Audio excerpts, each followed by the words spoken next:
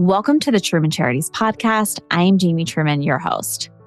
What are forever chemicals and how are they affecting our health? Robert Bilott was a lawyer in Cincinnati working for the chemical companies until he got a phone call from a farmer saying they were poisoning not only his cows, but his family too. Since then, Robert has dedicated over 20 years to fighting those same companies over what we know now as forever chemicals found in our products and drinking water. Robert's story is also the subject of the documentary The Devil We Know and the feature film Dark Waters, starring Anne Hathaway and Mark Ruffalo. I learned about Robert through his book Exposure, Poisoned Water, Corporate Greed, and one lawyer's 20-year battle against Dupont.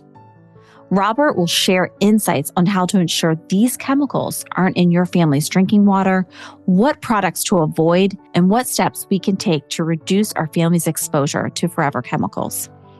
Before we speak with Robert, please take a moment to rate and review our podcast. We are a 100% volunteer-based organization, so the reviews are an essential way to help new listeners discover our podcast. Please welcome attorney Robert Bilott to Truman Charities. Rob, I am very excited that you decided to come on and speak with us today. I read your book, Exposure, and I could not put it down. And after I read it, I thought, oh my gosh, I just have to have him on to talk with us. I think it's really interesting because you are a lawyer working in Cincinnati. You're a corporate defense lawyer, and you went from working for the chemical companies, fighting on their behalf, to then ending up fighting against these companies for over 20 years. And so your book begins when a farmer named Earl Tennant calls you about his cows dying on his farm. So I want to kind of start from the beginning. Tell us a little bit about why you decided to become a lawyer, and then tell us kind of about that phone call. Sure. I'm actually talking to you from the same law firm. I've been here now almost 35 years. I originally became a lawyer. Gosh, I graduated back in 1990. Kind of was not my original idea. I was thinking I was going to be an architect. And then when I was in college, I was thinking I was going to be a city manager. And my dad, who had been in the Air Force for, 20 years, had retired and had started a second career. He had decided to go to law school when I was in college, in high school. And so he had called me one day saying, hey, you ought to look into a law degree. It might give you some opportunities you hadn't thought about. And kind of that started me on that path. And I applied to law school, ended up at Ohio State, and have been practicing law ever since, now almost 35 years.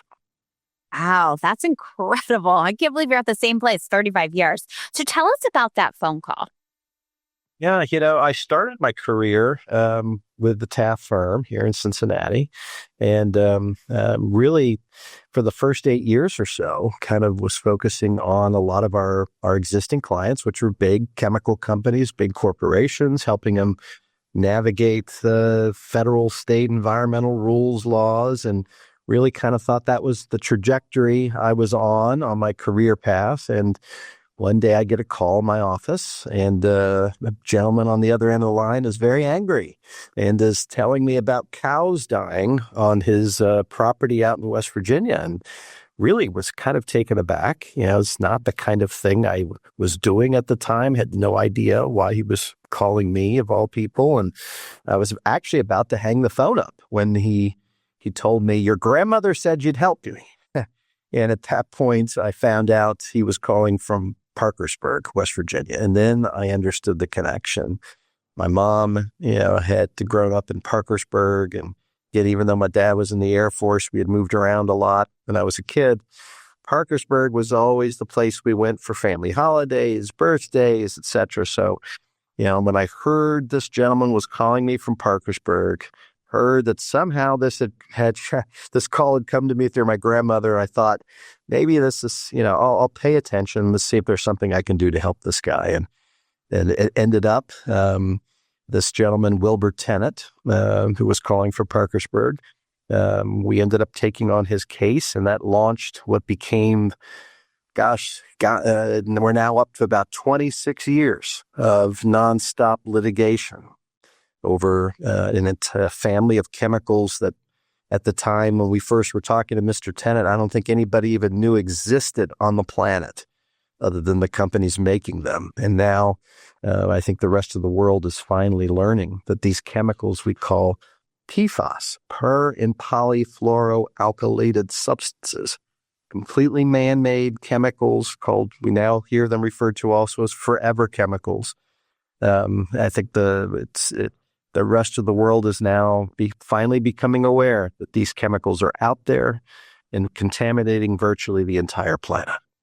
So when Mr. Tennant came in with these tapes, can you tell us what was on those tapes? Yeah, after listening to this initial phone call, I thought, okay, let's see if I can help. And so I invited Mr. Tennant to come on up to our offices. So he did. He and his wife drove up. This is back in October of 1998. And they came in armed with boxes of VHS videotapes and photographs. And we pulled the TV in, the VCR in, started watching these tapes, and it's pretty compelling. You could see video of white foam coming out of a landfill next to his property, going into a creek. And that's the creek that his cattle were drinking from. Not only the cattle, but the surrounding wildlife, the deer, the turkey, the fish, the birds, and what Mr. Tennant had been videotaping, going back, almost as far as 1995, 96, was as these animals, particularly the cows, were drinking this white foam in the water. They were getting sicker over time. And you could see on the videotape, these animals, the fur on their hooves being eaten away from whatever was in this foam.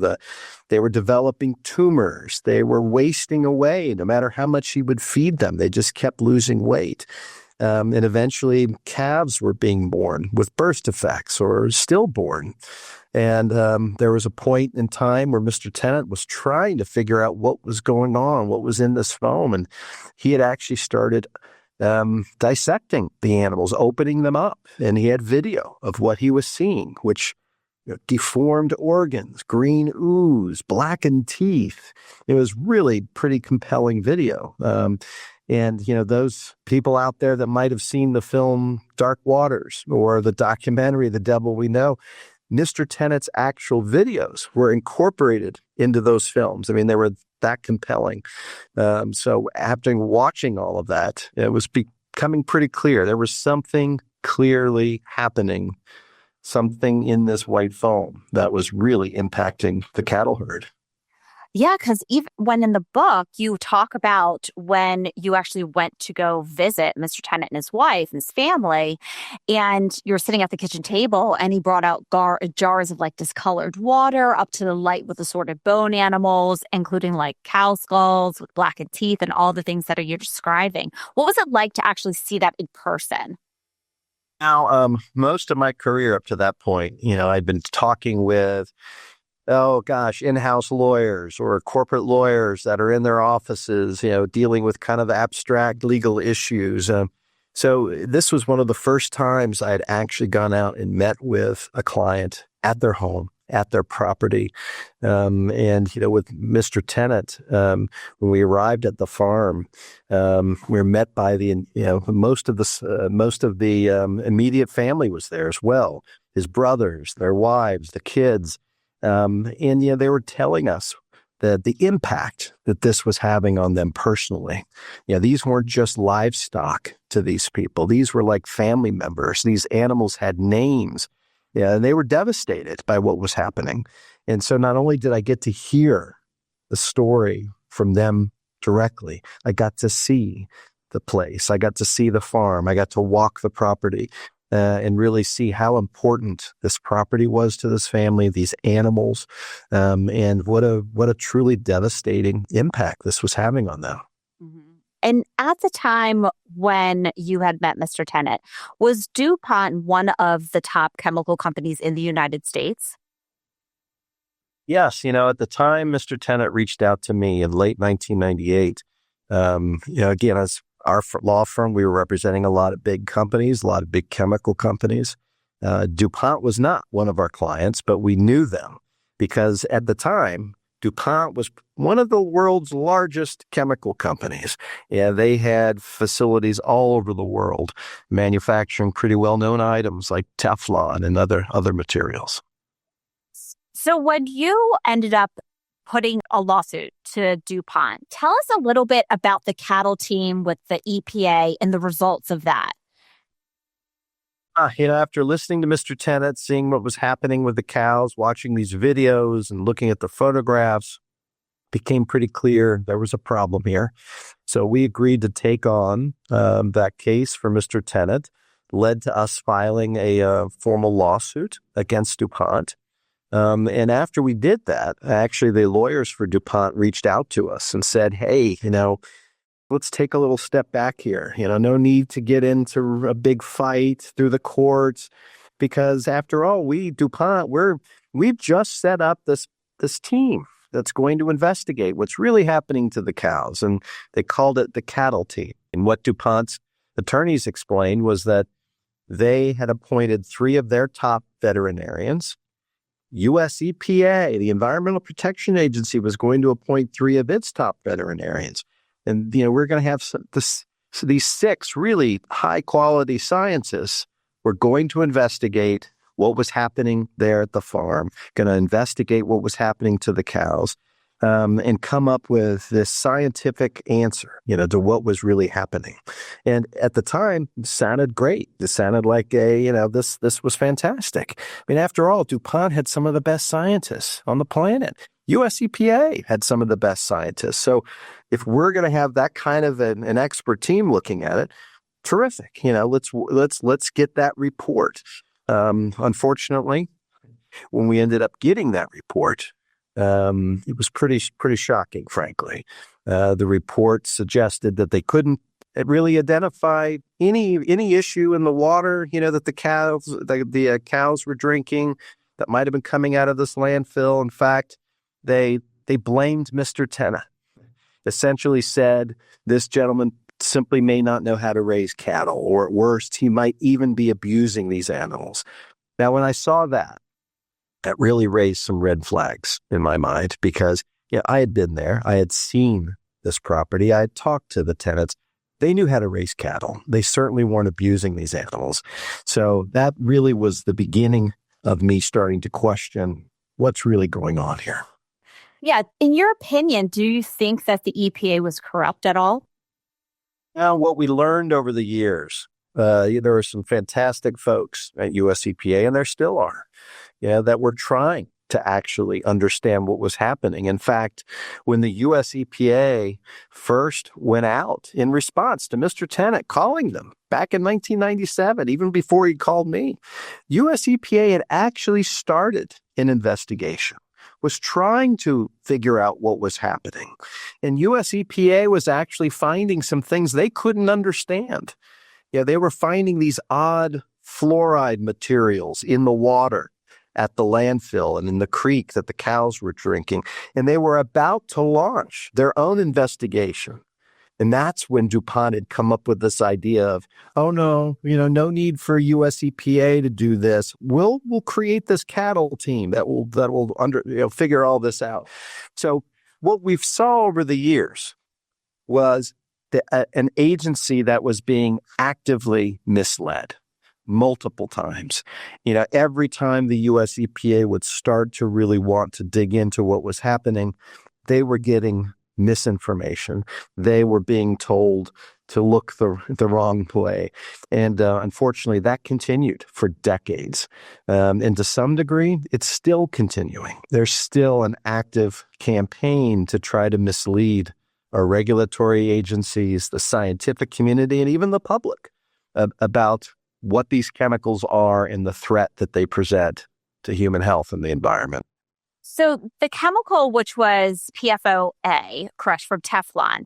Now, why wasn't that listed? So when I was reading the book and it said that was a chemical that wasn't listed under the hazardous waste, how did that not get regulated at all? Yeah, we eventually, when we started digging into all this, we found out that there was a chemical in the water these cows were drinking called PFOA, perfluorooctanoic acid, something I had never heard of. And in fact, it was a chemical that had been invented by the 3M company kind of back at the time of World War II. And Dupont had been purchasing that chemical to use in the manufacturing process for Teflon. And in fact, it was that chemical that was getting into the landfill, into the white foam that was getting into the creek these cows were drinking. And when we started piecing all this together, when I first started seeing references to that chemical, I was going to my lists of regulated, toxic, hazardous materials that the US EPA and other agencies had created. That chemical wasn't on those lists. So at first, when I'm seeing references to that and seeing it's not on any of the lists, my reaction was, well, must not be harmful, must not be bad, it's not even on the list. But I kept seeing more and more documents, internal documents at DuPont with scientists doing lots of studying about this chemical. And what we eventually found out was it wasn't on the list because the companies making and using these 3M, DuPont, essentially had covered up the fact that this chemical even existed and had not disclosed to the US EPA, the regulators, the scientific community, that not only that this chemical was out there, but that it presented a serious threat to human health and the environment, and that it was getting in to not only drinking water all over the planet, but into people's blood all over the planet. Essentially, it was a chemical that had predated our regulatory system in the United States. The US EPA didn't come into existence until 1970. And our first rules and laws really regulating how you test new chemicals coming into the world rolled out in the late 70s. Well, again, this was a chemical that had been invented in the 1940s and was being used in massive quantities by the 1950s and 60s. So before those rules and laws came out. And unfortunately, when the laws did start coming out and the regulations did start requiring disclosure of health risk information, the companies making and using this, the folks like 3M and DuPont, simply didn't tell the EPA that this chemical was there and that it presented a risk. In fact, it was through our lawsuit for Mr. Tennant that we discovered that and ended up funneling that information to the regulators. And that's what eventually led to the rest of the world finally finding out about these stuff. Right. I found it really interesting when I was reading the book that it was 1962 that was the year that Teflon was approved for consumer cookware. And that was the same year that they conducted that rat experiment. Can you talk a little bit about that experiment that they conducted? Yeah, what we see, and if you go back in the history here and look at, what was known about the dangerousness of this chemical PFOA, you were getting to the point in time in the early 1960s where DuPont was about to launch Teflon out into the world in pots and pans. And so, again, this is before the EPA existed and before all these rules and regulations were out there. But DuPont had this massive internal laboratory in Delaware and lots of really good scientists. And they were looking at this chemical and realizing this is pretty unique.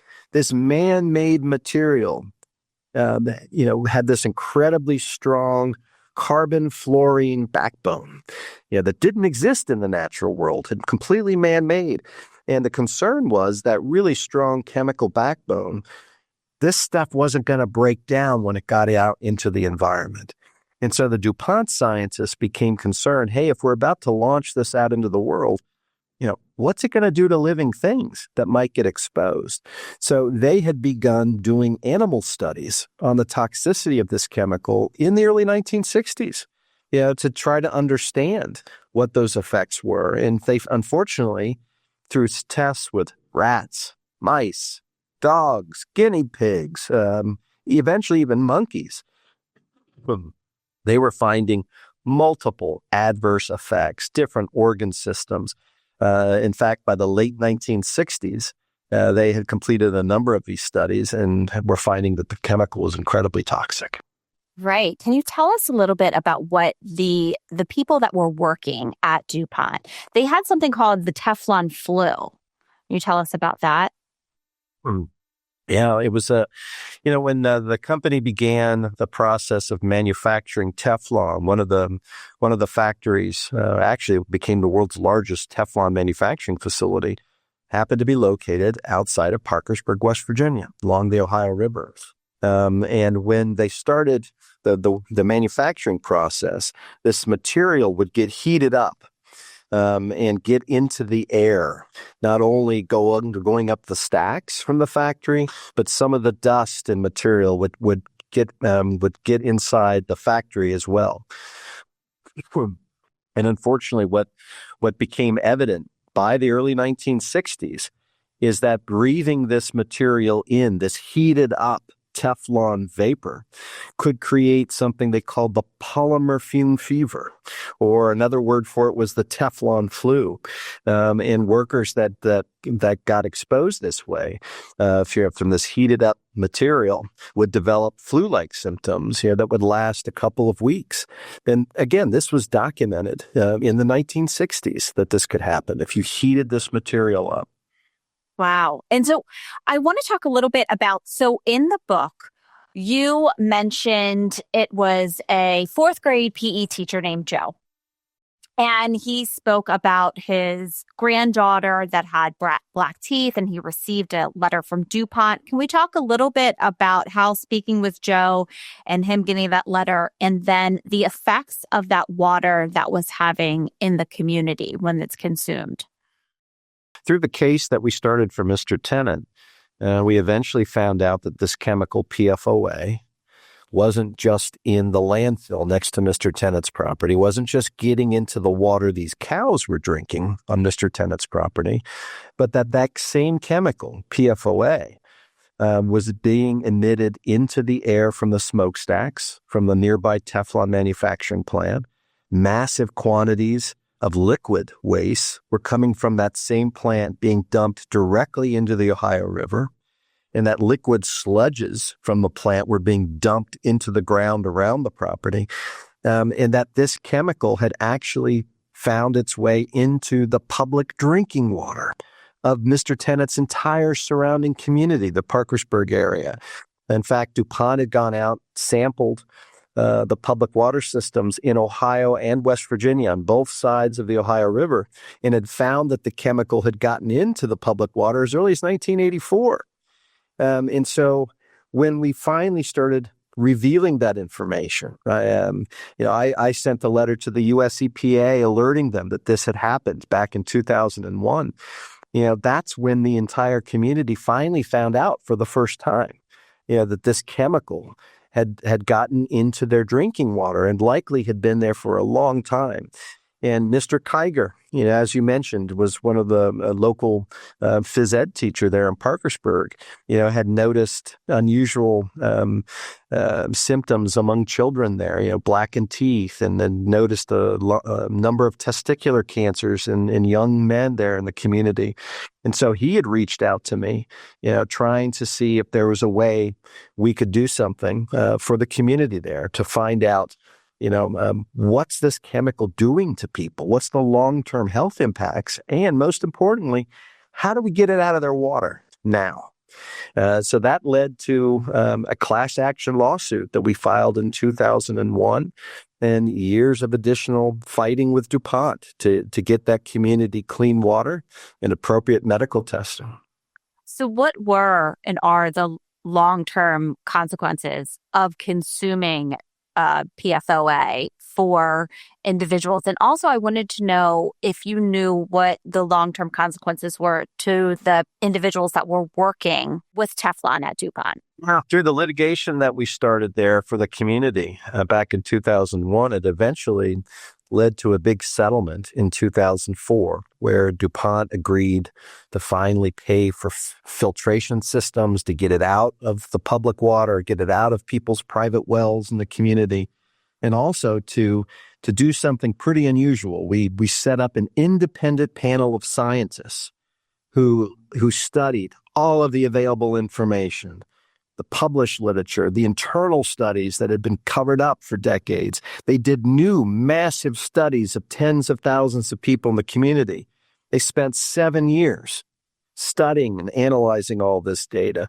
And by 2012, that panel was able to confirm that drinking this chemical in water was linked with 6 serious diseases: testicular cancer, kidney cancer, thyroid disease, preeclampsia, ulcerative colitis, and high cholesterol.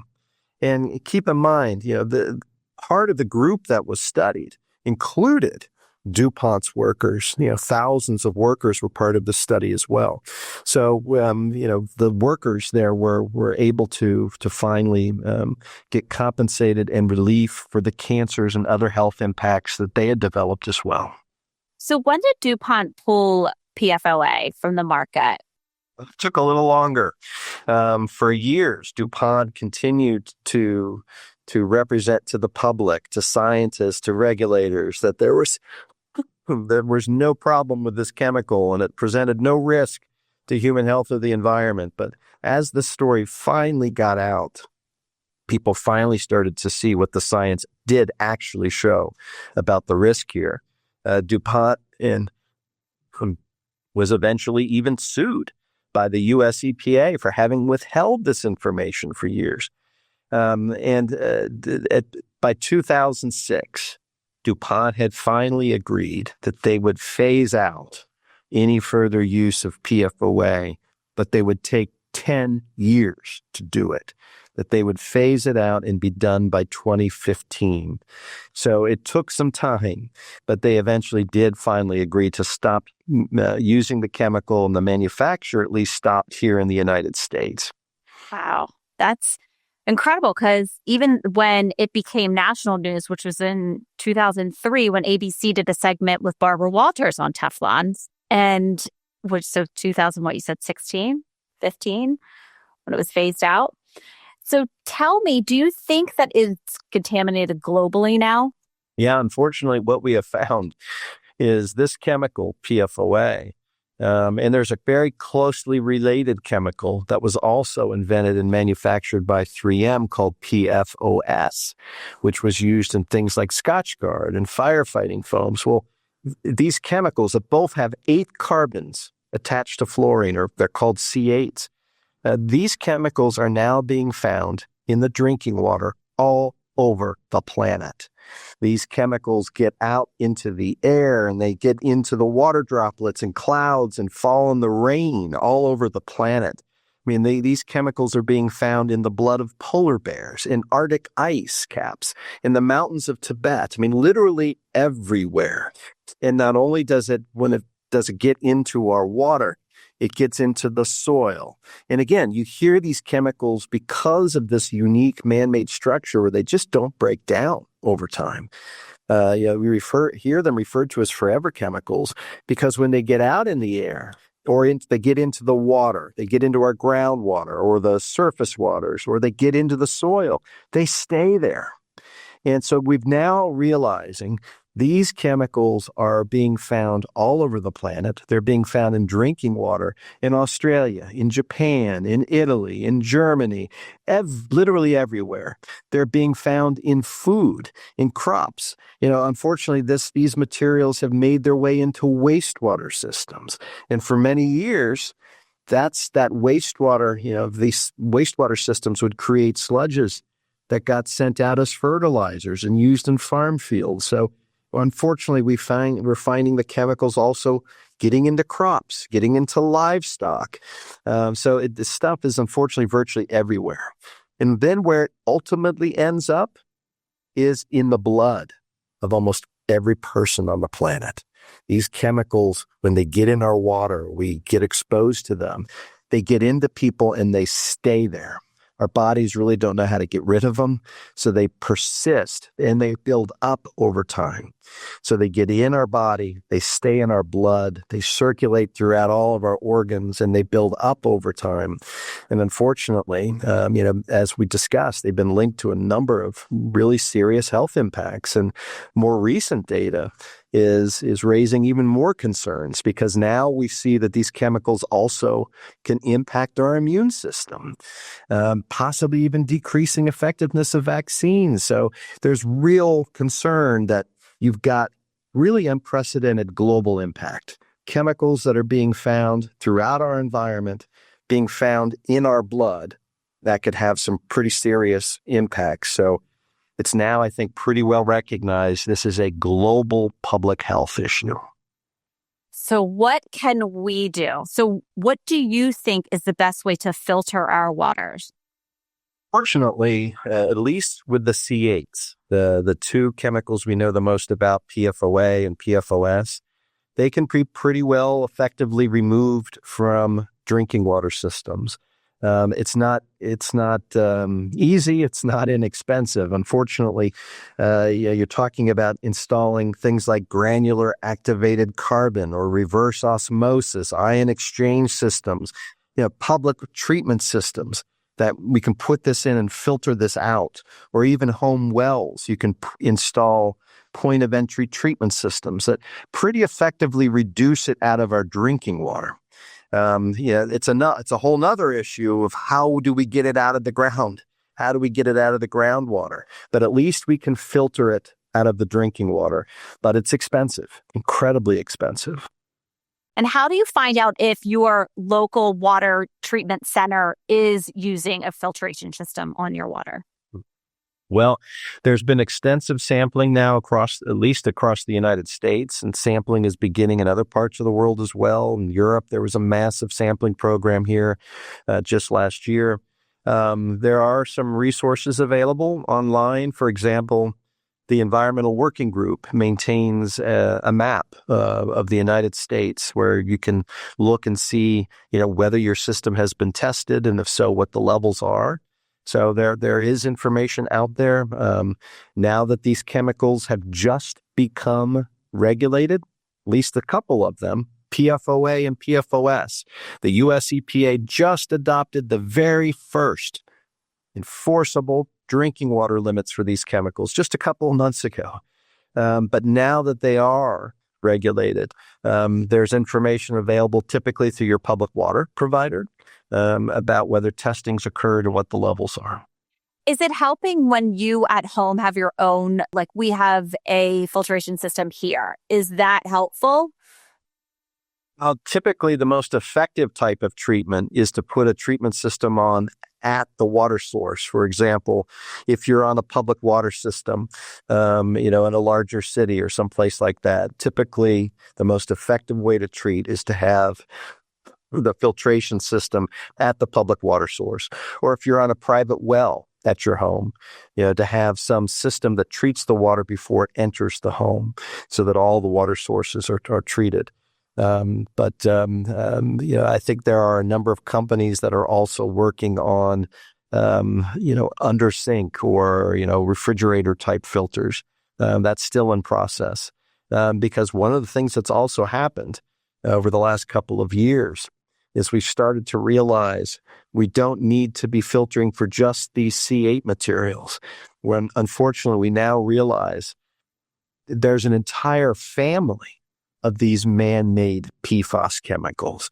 It's not just the couple of C8s. There may be about 14,000 or more of these PFAS chemicals. And so the ability of these filtration systems varies on whether they can, how many of these materials they can filter out and how effectively they can do it. So let's talk a little bit about cookware now. So I want to know if it's true. So we're not using Teflon. So it's PFOA isn't being used anymore. However, there's still a lot of nonstick pans. And so they may say that they're not using that particular chemical. But is it possible that they're using a different type of chemical as an alternative that could be just as harmful? Well, unfortunately, yes. For example, Teflon is still out there. What's happened is there's been a switch.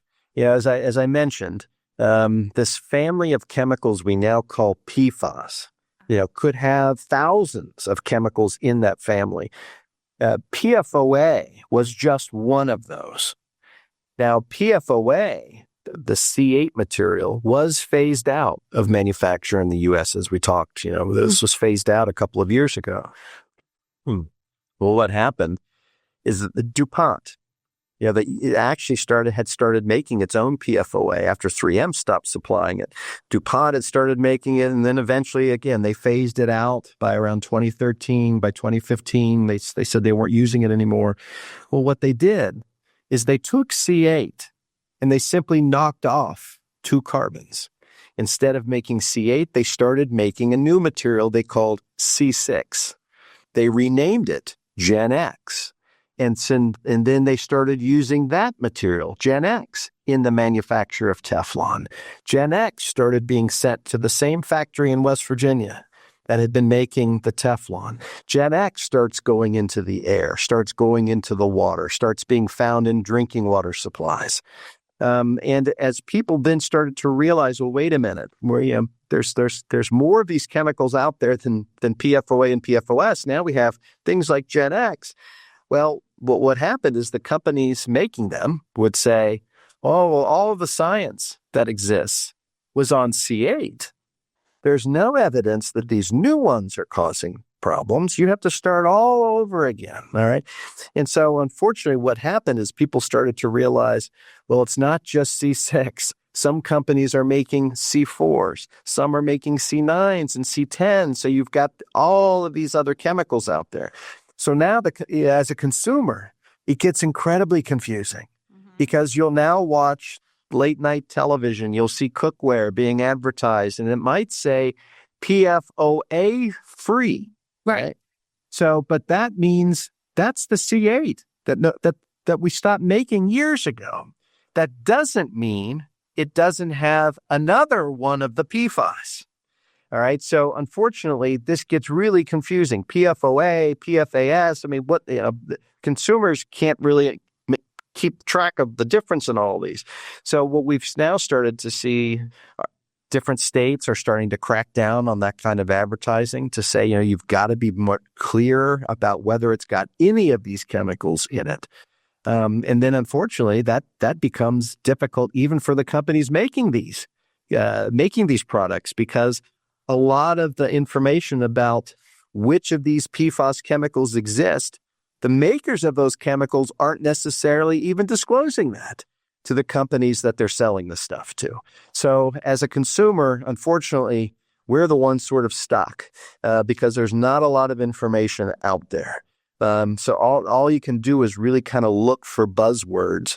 If you see things advertised as nonstick, stain resistant, waterproof, grease resistant, odds are these types of PFAS chemicals typically have been used in those products in the past. And a lot of companies are starting to come forward and commit to not use them going forward, because as consumers have become educated, they're now demanding, hey, we don't want any of these in our products. So because of that consumer demand, the markets are shifting and companies are starting to move away from these chemicals. But as consumers, it's still very difficult. These chemicals haven't been regulated, so it's not like they appear on the ingredient lists or the warning labels. You really got to do your homework to find out where they've been used and in what products. So what does your family use for their cooking ware? Well, cast iron, all right, and we try to avoid anything that's got any kind of nonstick coating of any kind on it. So that's probably your best bet, then, I would think so. Yeah. So it seems so overwhelming. Was there ever a point where you just wanted to walk away? Well, this has been a long journey, 26 years here. And there are a number of points in time where this got incredibly frustrating. As we're seeing information within these internal company files, really making the extent of this massive public health threat pretty clear. But then at the same time, we're seeing that the regulators aren't paying attention. Scientific community isn't looking at this. The public doesn't know this is happening. I mean, it took a long time to find ways to effectively get this story out in a way that people could actually understand what's happening and begin to do something about it. And it took things like films, having a major motion picture like Dark Waters, or documentaries like The Devil We Know, or the new one, How to Poison a Planet. When those stories come out in a way like that people can actually see why this matters, why this chemical is a concern, and how it's impacting real people. I think we finally started to see efforts begin to demand that regulators take action, to demand that the laws start to change. And we're finally seeing that begin to happen. So what was it like? So there's a major motion picture that was inspired by your book and your life, and you have your wife getting played by Anne Hathaway, and you're played by Mark Ruffalo. What was that? It's got to be a surreal experience. What was that like for you? Oh, yeah. I think surreal is probably one of the best words to use. Just totally bizarre.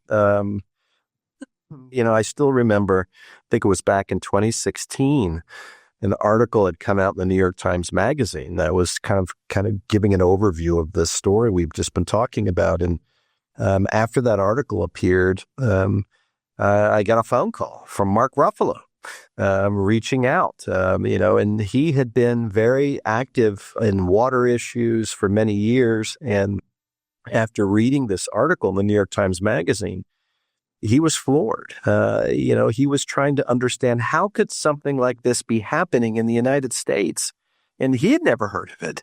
And why was this in the New York Times Magazine? Why wasn't it on the front page of the New York Times? How could we get this story out more effectively to the public? And it was really his idea, to do a film. And, that took a long time for me to really grasp my head around all of that.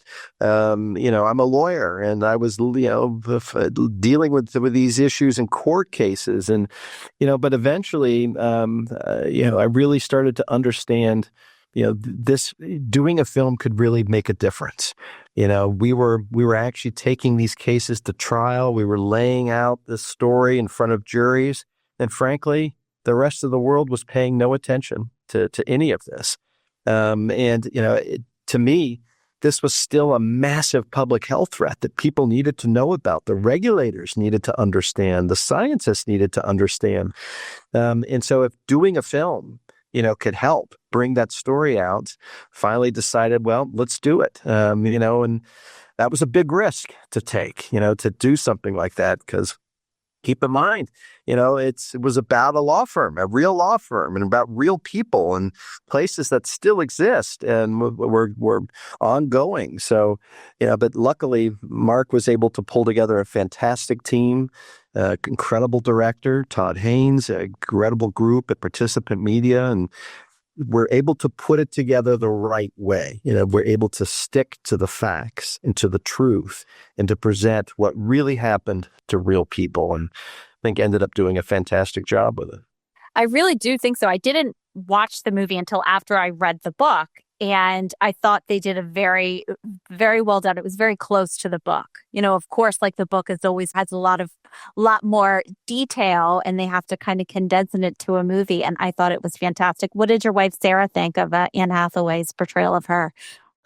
Well, I still remember the day we found out that Anne Hathaway was going to play my wife. In fact, I came home that day and told her. My wife is not a big movie person. And so when she heard that, she said, well, who's Anne Hathaway?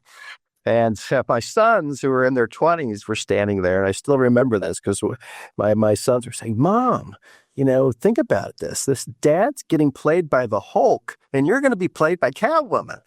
And so, that was one of the few times I had impressed my 20-year-old sons. That was an interesting day. That is very hard to do, is impress your children. That's for sure. It was fantastic. Anne Hathaway and Mark actually came out came to our house, followed us around. The filming was done at our offices in Cincinnati. So they were here for several months, and, both of them were incredible and did a fantastic job. Wow. So where can people find you and find your book? I am still at the Taft Law Firm. Again, 35 years. You can find me online at taftlaw.com. I'm on Facebook. I'm on LinkedIn. I'm trying to figure out Instagram. My kids are helping me with that kind of stuff. Twitter, or what is it now? X, I guess. And the book is available through most major booksellers, Amazon, those places. If you should be able to find it. So before I let you go, as a thank you for all of our guests, we sent a donation on their behalf to a charity of their choice. You chose Less Cancer, Pioneers of Cancer Prevention, as your charity. So tell me, just a little bit about that. It's a fantastic organization. I'm actually on their board. They are an organization that was formed to really try to help emphasize the need to prevent cancer versus, simply trying to treat everything. So I've been working with them for a number of years, trying to help that organization. They sponsor things like a Cancer Prevention Day in DC each year.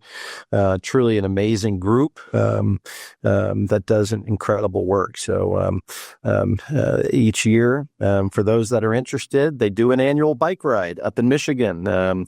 People can help either by joining in the bike ride or sponsoring folks to help them raise funds. So really a fantastic group. Wow. So we'll make sure to have that in the show notes so everybody can look over that organization and participate, volunteer, or donate. And I want to thank you again for coming on. Before I let you go, is there anything that we haven't covered that you think someone should know? I don't think so, other than I really hope that when people take a step back and look at this story of PFAS forever chemicals, it can be a little overwhelming, to talk about global contamination, stuff that's in everybody's blood and babies being born pre-polluted. But, I think it's also an encouraging story, because what you see when you look at the history here is the ability of individuals, somebody like Mr. Tennant or Mr. Kiger, be able to stand up, speak out, and say, hey, this may be the way we've always done it, or I may have this massive corporation on the other side, or we may be up against the whole U.S. legal system and the regulatory system, but those things can be changed. And yeah, it's taken us a long time, right? But we are seeing changes like I never thought we'd see. The laws are changing, not only here in the United States, but worldwide, all because of the ability of folks like Mr. Tennant and others in communities now all across the planet, that are standing up, speaking out, and demanding that things change for the better. And it's working. Oh, well, you've done so much to help so many people in the community. So thank you so much again for coming on. And I want to thank everybody for tuning in to another episode of the Truman Charities podcast.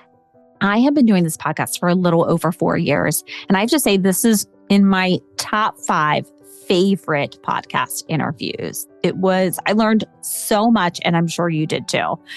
If you would like to support our podcast, please make sure to rate and review our podcast. Scroll down, hit those 5 stars, and write a short review on why you enjoy listening to this podcast. If you'd like to follow us, you can follow us on Instagram at Jamie_Truman Charities. You can follow us on Facebook at Truman Charities, and you can follow me on LinkedIn at Jamie Truman. And so you don't miss any of our upcoming events. We have our Derby Party May 3rd coming up. And then also, of course, we have our Bethesda's Best Happy Hours throughout the year too. Go to trumancharities.com and sign up for a newsletter. Thank you for tuning in to another episode of the Truman Charities podcast. Until next time.